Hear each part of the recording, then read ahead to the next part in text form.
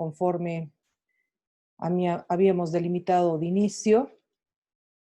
El juicio oral, si se quiere, la regulación que hace nuestro Código de Procedimiento Penal, divide al mismo en 5 capítulos. Primero analiza las normas generales, luego analiza lo que es la preparación del juicio, lo que vamos a ver ahora, la sustanciación, la deliberación y sentencia, y finalmente el registro de juicio. Esos 3 capítulos son los que vamos a nosotros analizar el día de hoy.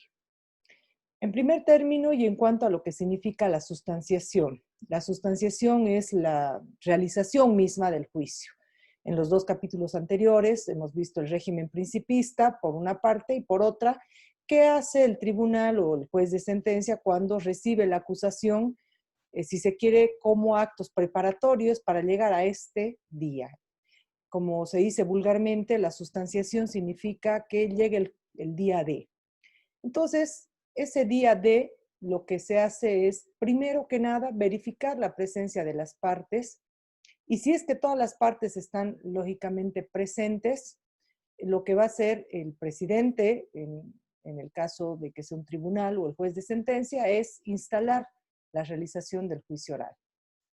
Hay una excepción que se ha generado ya a partir del año 2010 en cuanto a que en los supuestos de delitos de corrupción se pueda declarar la rebeldía, si bien se suspende ese día la audiencia de juicio.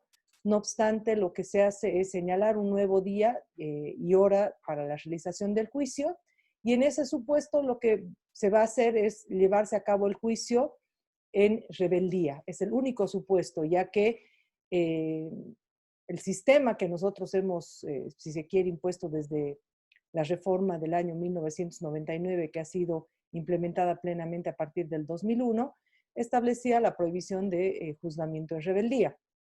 No obstante, como les decía, por las modificaciones que se han incorporado a través de la ley 004, en materia de corrupción se admite el juzgamiento en rebeldía, y en ese supuesto lo que se hace es convocar un defensor de oficio al que se notifica, y se notifica al rebelde mediante dictos a efectos de poder solventar la realización del juicio oral en ausencia del imputado. Solamente, reitero, en materia de corrupción. Muy bien, la ley 1173, que fue promulgada el año pasado, ha realizado una serie de modificaciones a la sustanciación del juicio. Antes de la incorporación de esta norma, lo que se hacía era, una vez que se verificaba la presencia de las partes y se instalaba el juicio oral, lo que se hacía era leer el pliego acusatorio. Incluso antes de eso, cuando había jueces ciudadanos, se les tomaba el juramento a los jueces ciudadanos, luego se leía el pliego acusatorio, se le daba la palabra al Ministerio Público y al acusador particular a efectos de que fundamenten su acusación. Ahora, esta sustanciación ha merecido una modificación. Bueno, primero, que con la desaparición de la figura del juez ciudadano, ya no hay estos, así que no hay tal juramento. Entonces, en primer término, esa es la primera modificación que se hubiera suscitado en relación a la norma original. Y en segundo término, no es que primero se solventa la lectura de la acusación, ya no hay tal lectura de la acusación. Y lo que se hace de manera inicial es proceder a la etapa incidental que antes se generaba después de la fundamentación de la acusación. Ahora se verifica la presencia de las partes, se instala el juicio oral y lo primero que se hace es ceder la palabra a efectos de la interposición de excepciones o incidentes, ¿no? Eso, como les decía, es una modificación que se ha verificado a partir de la ley 1173. Entonces, primero, se tramitan antes de realizarse cualquier acto del juicio.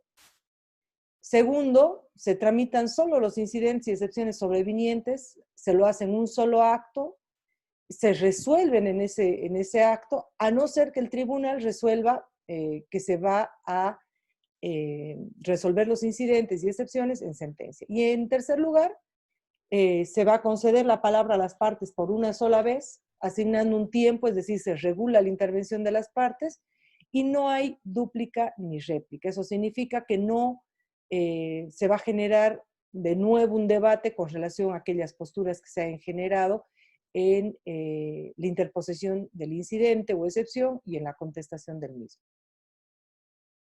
Luego de que se solventa esta etapa incidental, recién se da la palabra, y eso señala, vamos a ver, un poco a sistemática la norma, la modificación del 1173, porque dice que se debe fundamentar oralmente la acusación y luego la defensa. Es decir, aquí lo que tenemos es lo que veíamos en litigación estratégica, primero la emisión del alegato de apertura del Ministerio Público y la víctima, y luego el alegato de apertura de la defensa. Y hemos visto que deben contener, básicamente en cuanto a recomendaciones, si se quiere, de litigio estratégico. Este es el momento en el que se realiza estos alegatos. Como les decía, vamos a ver un poquito más adelante que la modificación, no obstante, es un poquito asistemática porque no se han modificado normas posteriores como el artículo 346, en el que se sigue señalando que después de la declaración del imputado se verificaría la fundamentación de la defensa. Sin embargo, como les decía, con la modificación que se ha incorporado, actualmente la fundamentación vendría en este momento. Después de que se fundamenta, después de que se hace este alegato de apertura, recién viene la declaración del imputado. En ese supuesto, lo que se hace es explicarle al imputado con palabras claras, sencillas, cuál es el hecho por el cual va a ser sometido a juzgamiento, y además se le hace la advertencia de que puede abstenerse de declarar y que si él no declara, esto no le va a generar ningún perjuicio y el juicio va a continuar su curso aunque él no declare. Aquí el imputado también se establece por la norma que él puede declarar lo que él vea por conveniente. No obstante, considero, esta es una opinión personal, que cuando el imputado decide declarar, como la norma también señala de que aquí se lo va a someter a un interrogatorio y como no puede contactarse con el defensor, surge una suerte, si se quiere, de interrogatorio en el que se orilla al imputado tal vez a establecer incluso aspectos sobre los que él no quiere declarar. Cuando la declaración del imputado no es un medio o un mecanismo defensivo, sino que la declaración del imputado es el ejercicio de su derecho a la defensa. Además, la norma también refiere que esta defensa, que es la defensa material, puede ejercitarse durante todo el transcurso del juicio oral, ya que el imputado puede realizar cualquier tipo de declaraciones que él considere oportunas, siempre y cuando estén referidas a el ejercicio de su defensa. Puede hablar en todo momento con su defensor, reitero, exceptuando cuando está declarando. Esta norma, como les decía, no guarda mucha sistematicidad con el conjunto de lo que hace la sustanciación, ya que aquí, en la norma que regula precisamente la declaración del imputado, se mantiene que después de su declaración se verificaría el alegato de apertura de la defensa, cuando antes se reguló que este alegato viene junto con el del Ministerio Público o a continuación más bien de la que efectúe el acusador o los acusadores. Una vez que se tiene ya solventada la declaración del imputado, en realidad lo que va a ocurrir es que se va a aperturar el periodo probatorio, es decir, se va a comenzar con la producción de la prueba. No obstante, aquí el Código de Procedimiento Penal consigna una norma que hace referencia a la posibilidad de que se genere la ampliación de la acusación.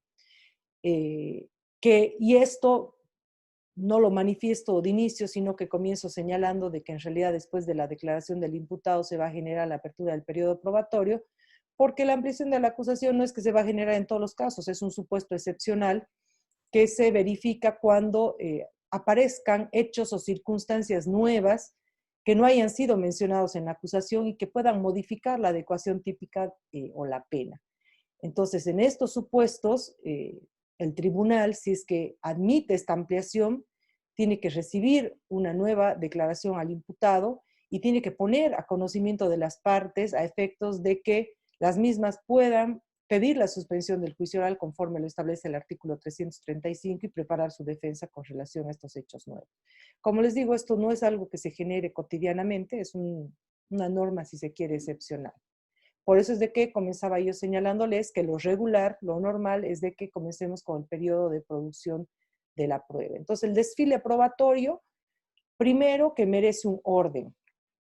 Primero produce la prueba la acusación, entiéndase como acusación, Ministerio Público o acusación particular, en ese orden, y luego la defensa. La defensa siempre es la última en producir la prueba. Ahora bien, ¿qué producen primero? Eso es algo que se tiene que definir si se quiere atendiendo una estrategia. Por eso es importante, conforme veíamos en el litigio estratégico, que se pueda definir estratégicamente qué se va a producir primero. ¿Se va a producir primero testigos? ¿Se va a producir primero peritos? ¿O se va a producir primero documentos? ¿O por ahí tienen prueba material? Esa producción de la prueba, reitero, responde a un orden estratégico, no a un orden que esté señalado por el Código de Procedimiento Penal. Si bien el Código de Procedimiento Penal primero regula en el artículo 349 la pericia, luego en el 50 la prueba testifical, y finalmente en el 355 recién hace mención a los otros medios de prueba, eso no significa que se tenga que someter a ese orden. Se puede producir la prueba conforme a la estrategia que tenga cada parte.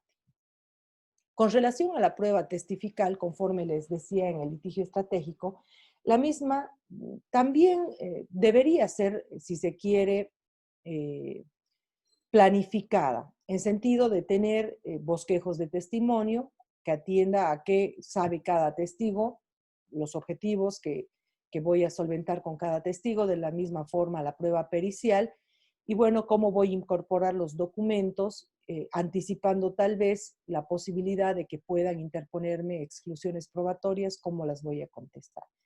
En general, el Código de Procedimiento Penal en la sustanciación de este juicio lo que hace es regular básicamente cómo es que se va a desplegar ese interrogatorio. En términos generales, señala la norma que antes de declarar, por ejemplo, los testigos no pueden comunicarse entre ellos, que tienen que estar aislados en una sala especial y no pueden imponerse del contenido de lo que se está discutiendo en el juicio oral. Por eso es de que muchas veces, cuando hay testigos que están escuchando, se hace el reclamo de las partes con relación a esto. Sin embargo, eso no va a impedir la declaración del testigo, pero sí se puede hacer constar en el acta efectos de qué, de credibilidad, de decir, bueno, este testigo es poco creíble porque está escuchando todo lo que se ha estado declarando aquí y se acomodó su declaración. Es un ejemplo que les digo ordinario, no es que así lo señale la norma. La norma únicamente dice de que se puede hacer constar el reclamo a efectos de la valoración de la prueba por el tribunal cuando en sentencia tengan que valorarla, ¿no? Otros aspectos que vienen regulados en la norma, en lo que significa los interrogatorios, es que estos son directos. Esta es una diferencia, si se quiere, con el sistema inquisitivo, en el que el interrogatorio se realizaba a través del juez. Entonces, por ejemplo, yo tenía al testigo al frente y lo que tenía que decir era, señor juez, que el testigo diga tal cosa. Entonces, ese es un testimonio o un interrogatorio, perdón, indirecto. En cambio, ahora nosotros nos vamos a dirigir directamente al testigo y vamos a hacerle las preguntas de manera directa. Aquí también se regula que las preguntas prohibidas son las sugestivas, las capciosas y las impertinentes, conforme también ya lo hemos explicado dentro de lo que significa el litigio estratégico. ¿Quién va a moderar el interrogatorio? Conforme también ya lo señalaba anteriormente en una cápsula anterior, es el presidente del tribunal, que ejerce el poder ordenador y disciplinario, o en su caso el juez de sentencia. ¿Cómo vamos a reclamar las decisiones que asuma? A través de un recurso de reposición que debe ser resuelto en el caso de los tribunales por el pleno del tribunal, y en el caso del juez de sentencia será el mismo el que vaya a resolver. Otro aspecto normativo que interesa que podamos nosotros explicar aquí es que en el caso de menores, el testimonio es un testimonio, si se quiere, especial, que merece una regulación también especial. En estos supuestos, los menores son interrogados únicamente por el juez o el presidente del tribunal, y hace este interrogatorio en función de preguntas que se presenten por las partes de forma escrita. Entonces, cuando se tiene menores, se habilita un ambiente igualmente especial, desde donde las partes puedan tener acceso, por lo menos, a escuchar el interrogatorio, pero no se ejercita de manera directa, sino que se pasan las preguntas escritas al tribunal, se corre, si se quiere, en traslado las preguntas, efectos de que en ese momento puedan cuestionar si las preguntas fueran aquellas que están prohibidas, y una vez que se supere este contradictorio, recién el presidente del tribunal o el juez de sentencia va a poder acudir con el menor, que va a estar acompañado de los padres o de un profesional en psicología, y a efectuar el interrogatorio. De esa manera es que se va a generar igualmente la incorporación de esta prueba testimonial. La norma, lógicamente, privilegia, conforme veíamos en el capítulo de los principios que hacen a la tramitación del juicio, que rija la oralidad.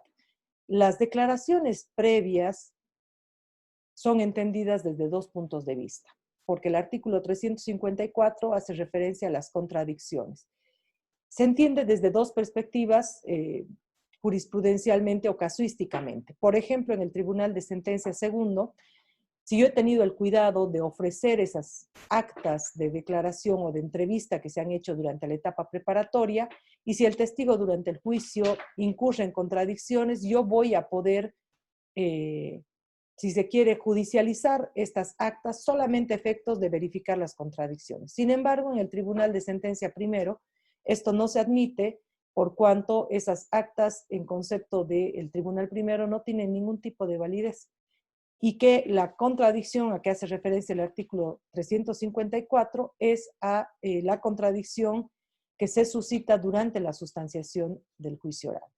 Por eso es que les decía que esta norma, si se quiere, tiene dos sentidos en cuanto a su interpretación. Sin embargo, les dejo las dos posibilidades que se solventan en la interpretación jurisprudencial. Y bueno, la norma también hace referencia a otros elementos de prueba. Esos otros elementos de prueba, por ejemplo, puede ser la prueba material. Puedo tener los elementos materiales con los que se ha producido el delito. Por ejemplo, si estoy en un homicidio, puede ser el cuchillo, o si estoy en un robo agravado, las patas de cabra que han sido utilizadas para aperturar las puertas. También pueden ser fotografías, puede ser ropa, etcétera, que se tenga que judicializar. Y lógicamente también están los documentos, ¿no? Los documentos que se van a incorporar conforme también lo hemos visto en el artículo 333 en cuanto a las excepciones a lo que es la oralidad. Una vez que agoto la producción de la prueba, que concluyo la producción de la prueba, se cierra el periodo probatorio y se va a generar esta última fase del juicio, que es la discusión final y la clausura del debate. Aquí van a surgir lo que son los alegatos de clausura. Primero, los que se ejecuta por parte del Ministerio Público y la víctima, y luego por la defensa. En estos alegatos de apertura, de clausura, la norma es bastante específica en cuanto a señalar que primero las partes no pueden dar lectura de documentos escritos, segundo que debe realizarse en ese estricto orden, y tercero que puede haber la dúplica y la réplica, es decir, alega el Ministerio Público, alega el querellante, luego alega la defensa. Entonces al Ministerio Público le interesa contradecir algo que dijo la defensa, hace uso de la dúplica. Y bajo las reglas de esa dúplica, luego la defensa podrá replicar lo que ha dicho el Ministerio Público o el querellante en esa dúplica. Entonces tienen el derecho a poder ejercitar dos veces el uso de la palabra. No es obligatorio. Y si el Ministerio Público y víctima deciden no duplicar, entonces tampoco es que se va a verificar la réplica. Una vez que se agotan los alegatos, por último, se le cede la palabra primero a la víctima a efectos de que pueda hacer uso de esta última palabra, y finalmente se le cede también la palabra, si es que desea hacerlo, al imputado para que igualmente pueda dirigirse directamente al tribunal. No es que aquí van a interrogarse ni a la víctima ni al imputado si es que deciden hacer uso de esta última palabra, es aquello que ellos quieran referir finalmente y antes de que el tribunal ingrese a deliberar y a disponer lo que corresponde en la sentencia con relación al juzgamiento de esta persona. Es simplemente, como les decía, el ejercicio de esta última palabra.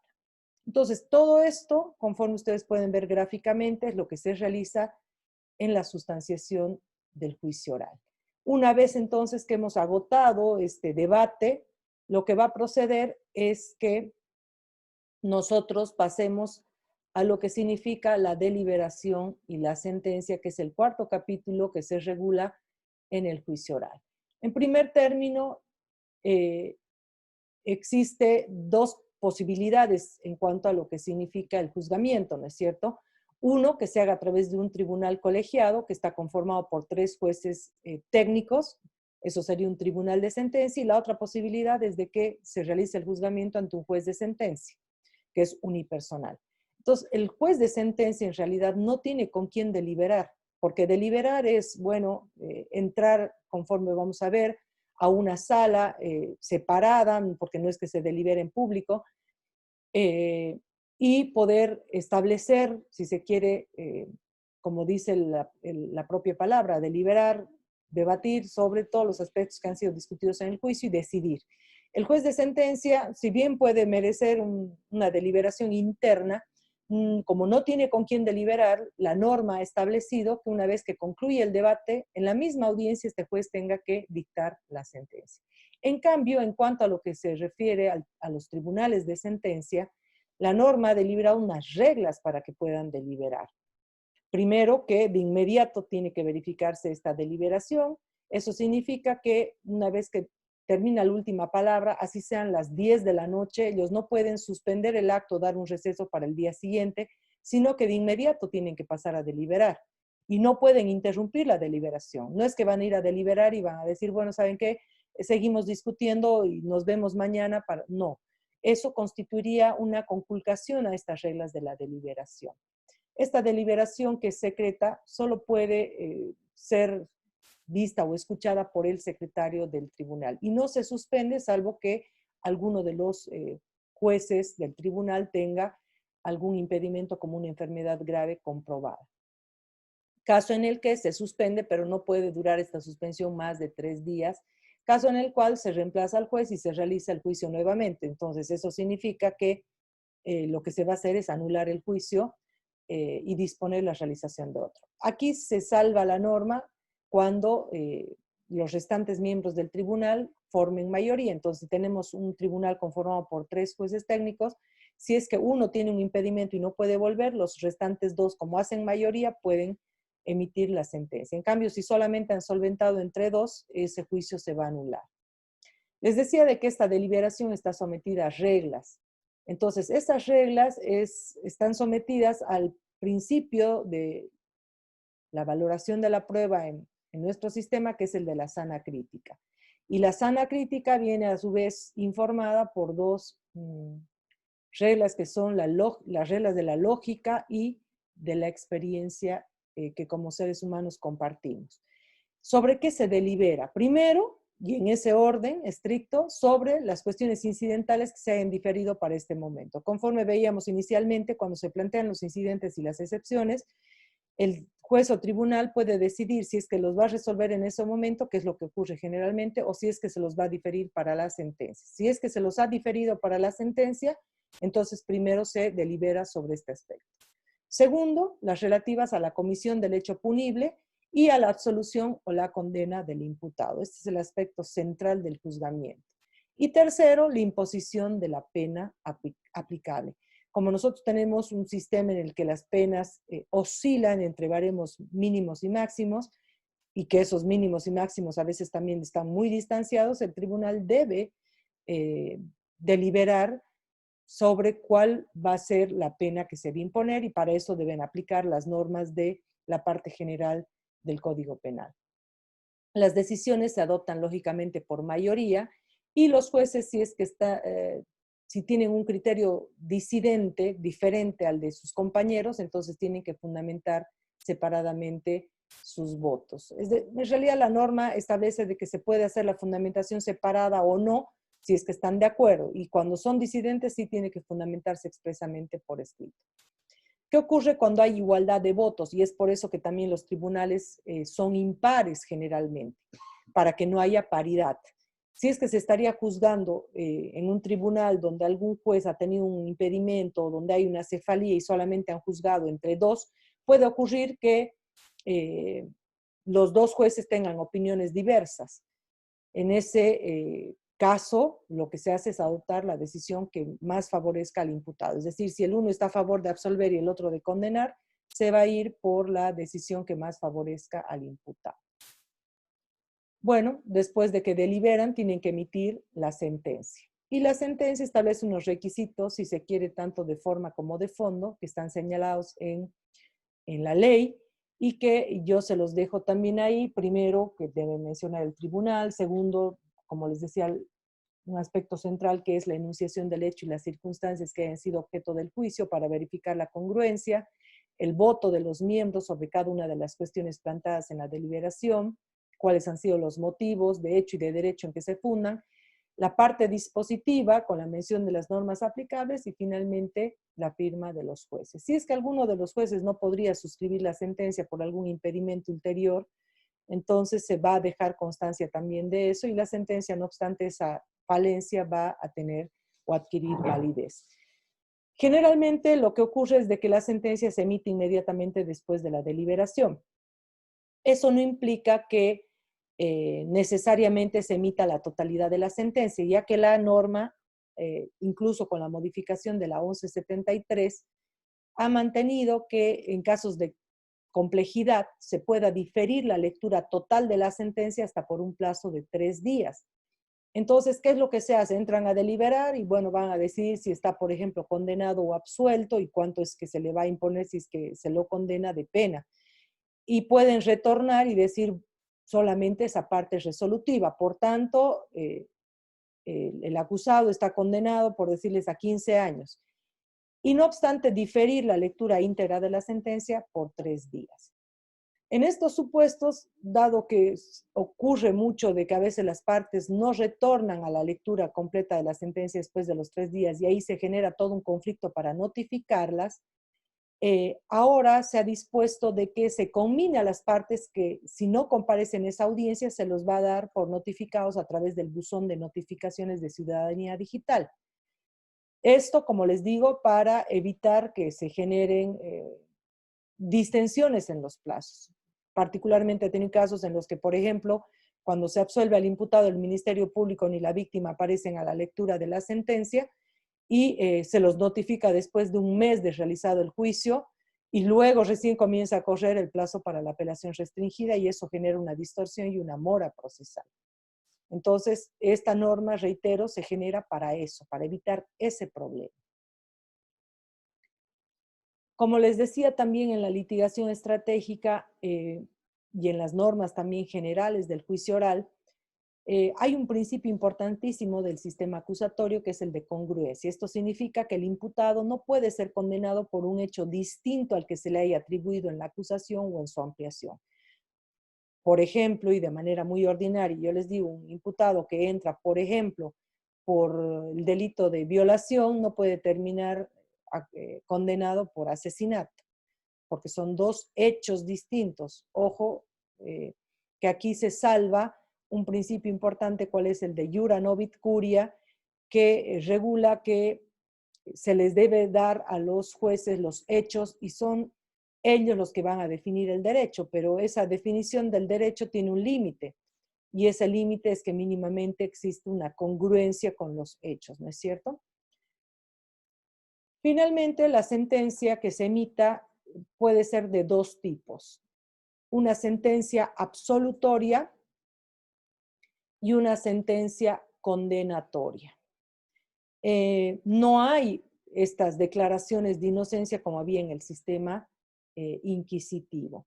La sentencia absolutoria, conforme viene regulada en el artículo 363, se genera cuando no se haya aprobado la acusación o ésta haya sido retirada del juicio. Se genera cuando la prueba aportada no sea suficiente para generar en el juez o el tribunal la convicción sobre la responsabilidad penal del imputado, cuando se demuestre que el hecho no ha existido o no constituye delito o que el imputado no haya participado en él, y cuando exista cualquier causal eximente de la responsabilidad penal. Entonces, esos son los supuestos en los que se va a emitir una sentencia absolutoria. Los efectos de esa sentencia absolutoria van a generar que se levanten o cesen cualquier tipo de medidas de coerción que hayan recaído sobre el imputado. Entonces, aquí, si el imputado, por ejemplo, está detenido, lo que se va a hacer es disponer su inmediata libertad. En realidad, se dice que desde la sala de audiencias el imputado tendría que ya quedar libre. No obstante, por los trámites que se verifican al interior del régimen penitenciario, lo que se hace es expedir un mandamiento de libertad, se lo vuelve a llevar al imputado al penal y desde ahí se hace ese trámite para recién soltar. La sentencia condenatoria en realidad se va a generar cuando la prueba haya sido suficiente y haya generado además la convicción del juez o tribunal sobre la responsabilidad penal del imputado. Aquí se tiene que fijar con absoluta precisión las sanciones que correspondan, tanto en la forma y el lugar donde van a ser cumplidas, cuanto en lo que significa el cómputo de esta condena. Entonces, si el imputado, por ejemplo, ha estado detenido preventivamente, también se hace este cómputo contando el tiempo en el que haya estado detenido preventivamente. En este momento también es cuando se puede verificar algunos beneficios de ejecución que están regulados en el mismo procedimiento penal. Estos beneficios de ejecución penal son fundamentalmente dos, los que se tramitan en este momento: el perdón judicial, que está regulado a partir de lo que significa el artículo 368, y la suspensión condicional de la pena, que está en el 366. El primero de ellos es si la pena no ha superado los 2 años, si es que no se trata de un delito de corrupción además. Si es que el imputado no tiene antecedentes penales, bueno, el tribunal podrá conceder el perdón judicial. En cuanto a la suspensión condicional, es si esta condena no supera los 3 años, el imputado no haya cometido delito con anterioridad y no se trata igualmente de un delito de corrupción. También se establece por la norma de que esta sentencia tenga que imponer las costas que correspondan o así también la entrega de los objetos que se hayan secuestrado, decidiendo acerca, por ejemplo, también del decomiso, la confiscación o la destrucción, sobre todo de lo que son estos bienes que puedan ser sometidos a este tipo de figuras que se vaya a disponer en la sentencia. La sentencia que igualmente imponga una medida de seguridad, porque el último supuesto que veíamos de la sentencia, por ejemplo, absolutoria, es cuando se verifica un eximente de responsabilidad, pero puede ser de que se declare inimputable o semi-inimputable al imputado y se disponga una medida de seguridad. Ahí también entraría la figura de que se disponga una medida de seguridad, al margen de que en la sentencia de condena igual se lo haga. También se tiene que disponer o habilitar el procedimiento para lo que signifique después la reclamación de daños que puede efectuar la víctima, porque no se va a eximir, si se quiere, de esta reparación en esos supuestos. Igualmente, se ha establecido por modificaciones incorporadas al Código de Procedimiento Penal que una vez que se emite la sentencia condenatoria y se declara la confiscación de los bienes, una vez que se ejecutoria la misma, se tiene que aperturar la competencia administrativa en supuestos de delitos de 1008 para que se determine el destino de los bienes que hayan sido incautados. Esto es en supuestos muy específicos, como les decía, en el marco de la lucha contra el tráfico ilícito de sustancias controladas. Esta sentencia, fíjense ustedes, si incumpliera los requisitos, por ejemplo, más allá de los defectos igualmente de fondo que pueda tener, el artículo 370 regula a lo largo de 11 incisos unos defectos que pudiera contener. Estos defectos de la sentencia son los que me van a habilitar posteriormente a que yo pueda interponer un recurso de apelación restringida, por eso es de que son muy importantes. El primero de estos incisos es el que hace referencia a la ley sustantiva, que es básicamente el Código Penal, y los restantes incisos son defectos procesales.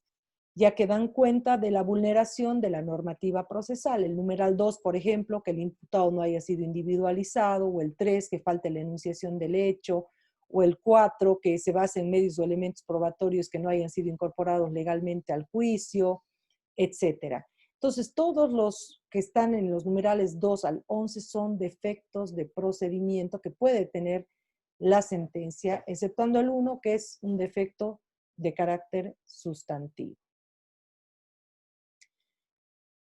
Entonces ya hemos visto las normas generales del juicio, la preparación del juicio, la deliberación y la sentencia. Finalmente, lo que restaría para poder concluir el juicio oral es poder evaluar un poco esto del registro. Fíjense que la norma ha quedado escrita de esa manera, no obstante hay modificaciones que se han incorporado con la 1173, que yo sostengo que son un poco asistemáticas porque deberían haberse incorporado tal vez en este régimen.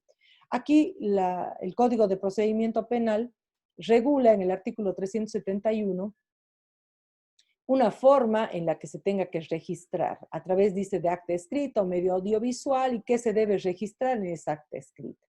¿Por qué sostengo que es un poco asistemática? Porque ahora vamos a ver un poquito más adelante que el artículo, la ley 1173 ha incorporado el artículo 56 bis.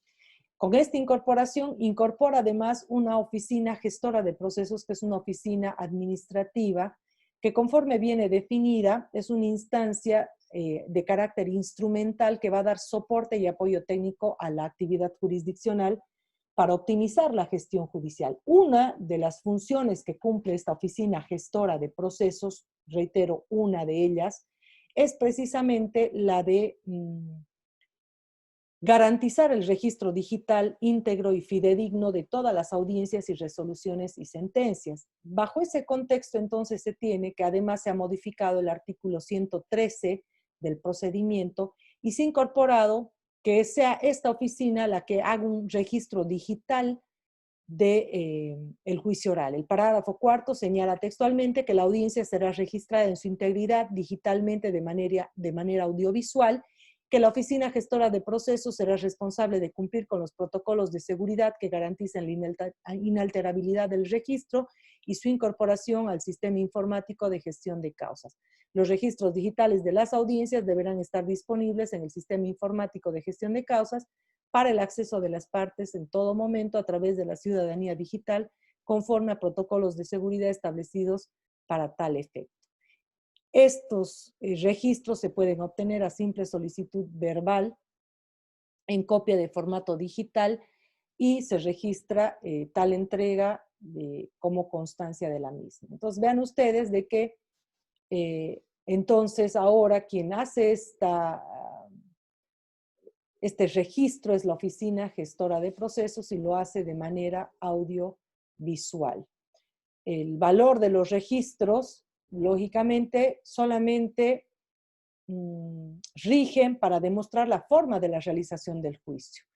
Y ahí debemos recordar que parte de los defectos de la sentencia tienen que ser reclamados oportunamente. Entonces, por ejemplo, si yo quiero validar en mi recurso de apelación, tengo que hacer el reclamo oportuno y pedir la constancia. Entonces, ¿dónde va a verificar el tribunal de alzada si yo he hecho mi reserva de apelación? En ese registro de juicio. Adicionalmente, no es que el sistema de recursos, conforme vamos a ver más adelante, sea un sistema de doble instancia. Entonces, yo cuando vaya a recurrir no voy a decir mi defendido es inocente y se prueba con este testigo. No. Lo que tengo que acreditar, por ejemplo, en la vía recursiva, es que la prueba no ha sido valorada correctamente. Por ejemplo, que se ha conculcado las reglas de la lógica y la experiencia, que es una cuestión absolutamente diferente. O voy a acreditar que se ha incumplido con la continuidad del juicio, por ejemplo. O voy a acreditar que no se ha cumplido con la oralidad. Entonces, lo que voy a acreditar, reitero, con el registro es la forma de realización del juicio, pero no es que voy a pedir que se revalore todo de nuevo en una segunda instancia. En definitiva, este registro del juicio va a ser, en todo caso, valioso para lo que va a significar el registro del juicio en cuanto a la forma de realización del mismo, pero no para una revalorización de los elementos de prueba que se pueda generar. Entonces, con esto nosotros concluimos lo que es el juicio oral. Les cedo la palabra a efectos de que puedan ustedes realizar las preguntas